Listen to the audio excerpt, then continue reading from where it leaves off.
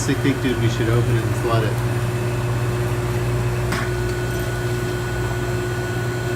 Oh man, that is hot.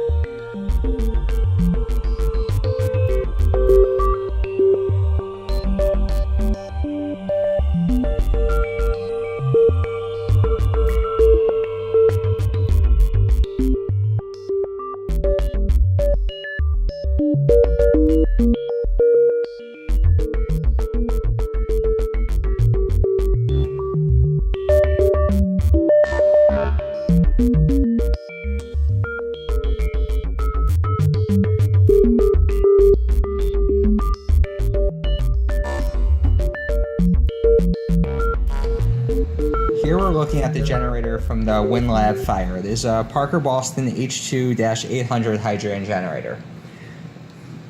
Now, first to take a look at the outside, we see that there's a significant burn mark on there indicating that the fire was present on that part of the generator on the inside.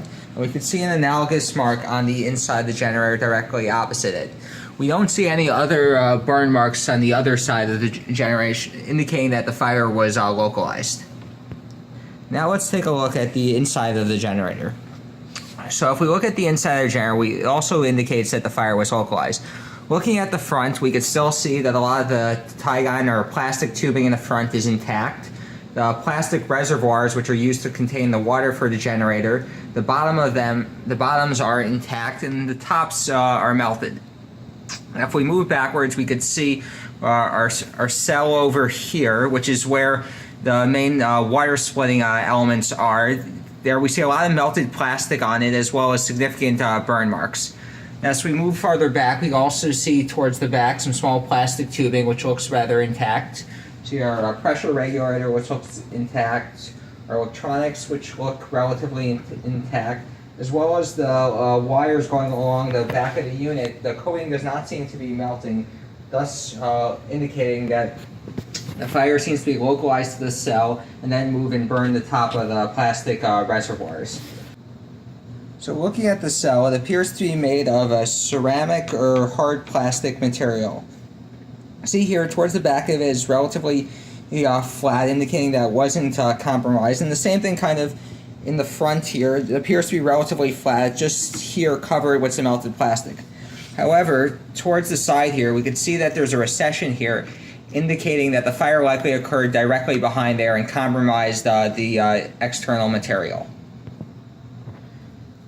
So the fire, which likely started here, then it was likely localized here, and then started to melt the plastic reservoirs.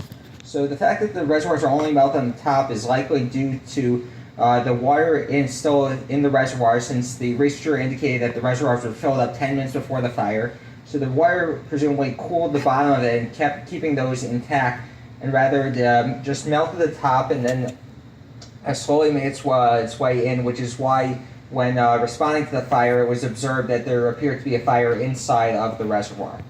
If we then move to the other side of the generator, we could see a lot of the electronics and the circuit boards. Those all seem to be intact, thus confirming that the fire was localized to the area of the cell and then hit the reservoir.